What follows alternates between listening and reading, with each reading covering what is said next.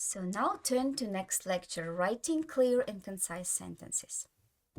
How can you ensure your academic writing is clear and concise? You have to avoid wordiness and redundancy and use active voice and strong verbs. You have to plan your writing. Before you start writing, you need to plan your writing process and structure your content. Planning your writing helps you to identify your main purpose, audience, and the key points, as well as to organize your ideas in a logical and a coherent way. A good plan can also help you to avoid unnecessary or irrelevant information, repetition, or digression, which can make your writing unclear or verbose. You can use different tools and methods to plan your writing, such as outlines, mind maps, diagrams, or tables. Second one, use simple and precise language.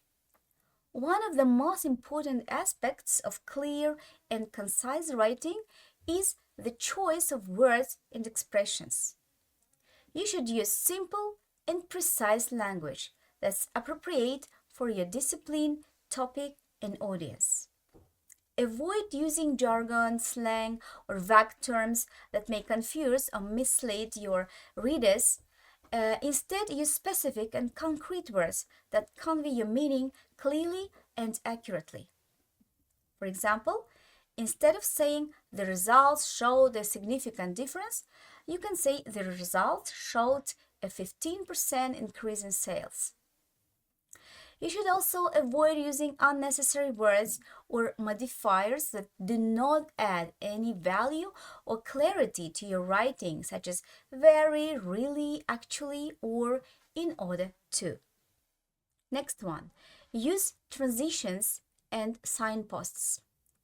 To make your writing clear and concise, you also need to use transitions and signposts to connect your sentences, paragraphs, and sections. Transitions and signposts are words or phrases that help your readers to follow your topic, argument, or structure. They indicate the relationship between your ideas, such as contrast, comparison, cause, effect, or sequence. They also signal the purpose, function, or position of your writing, such as introduction, conclusion, summary, or example.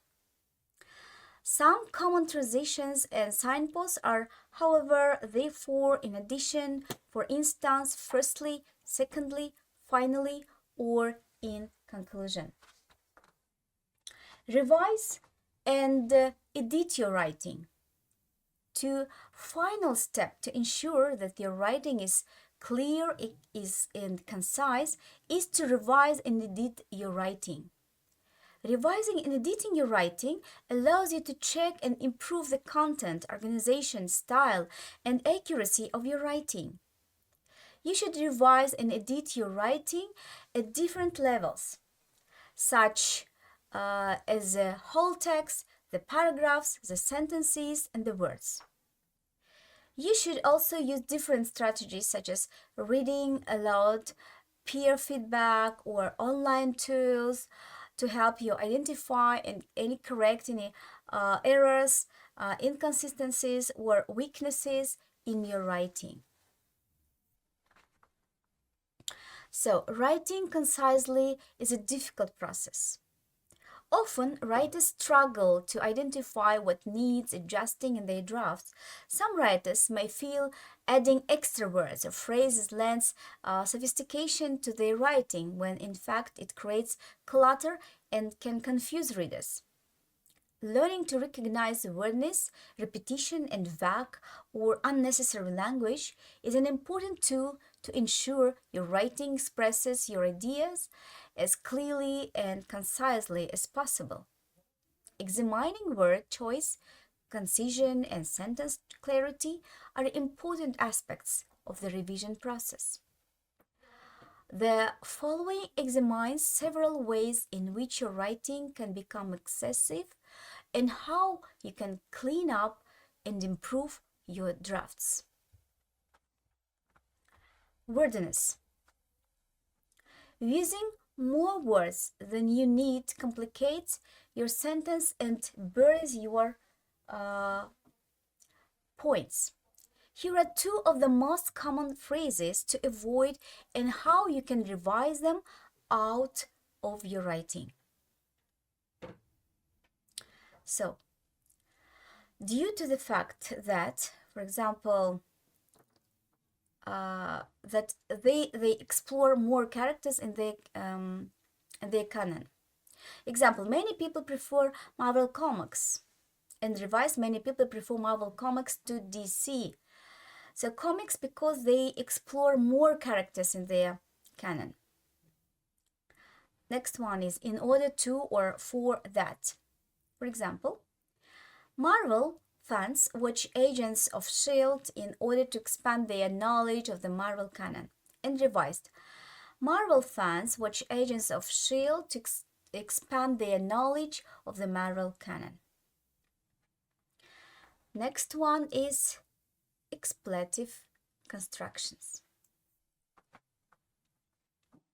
When you use there is or there are or it is at the beginning of your sentence, it's weak and wordy and often unnecessary.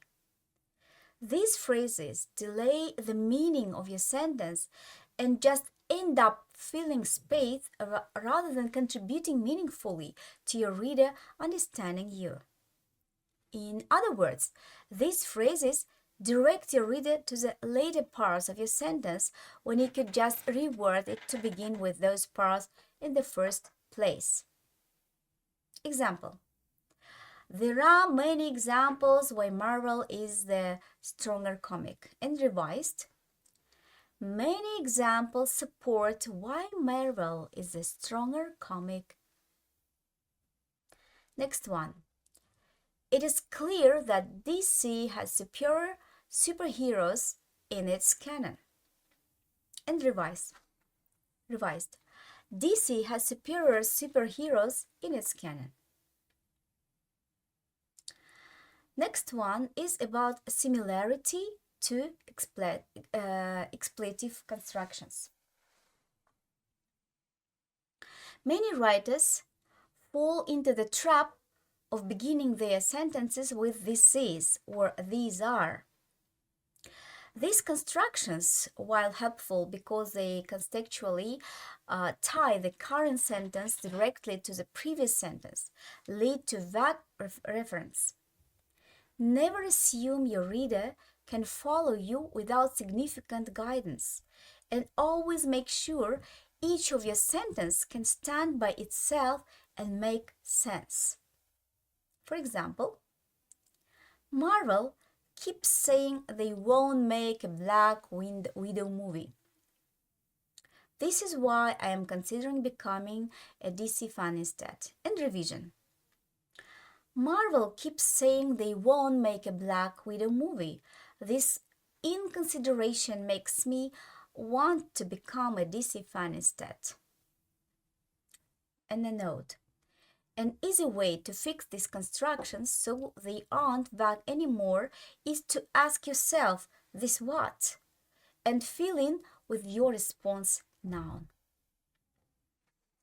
Next one is I think, I believe.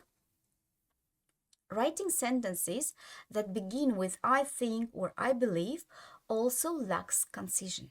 Typically, these can be omitted from your writing because the fact that you've written the sentence indicates that you think or believe the idea, making I think or I believe repetitive and unnecessary. Example, I believe that Channing Tatum may not make the best gambit in the upcoming movie. And revision. Channing Tatum may not make the best gambit in the upcoming movie. Next one is repetition. Another way to confuse your reader or lose focus on your points is to double up on descriptions or other phrases that convey the idea multiple times. redundancy or repetition can work well if used purposely, but haphazardly, it can make your writing ineffective and boring. Here are two of the most common repetitive phrases and how you can revise them to improve your writing. Both, for example. To revise both, it can usually just be omitted from your sentence. For example, my favorite superheroes are both Batman and Iron Man. Revision. My favorite superheroes are Batman and Iron Man. So, next one is Man of Steel and Batman. We see Superman disappointed at the box office, and the reason why is because people are tired of origin stories. And revision. Man of Steel and Batman vs Superman disappointed at the box office because people are tired of origin stories.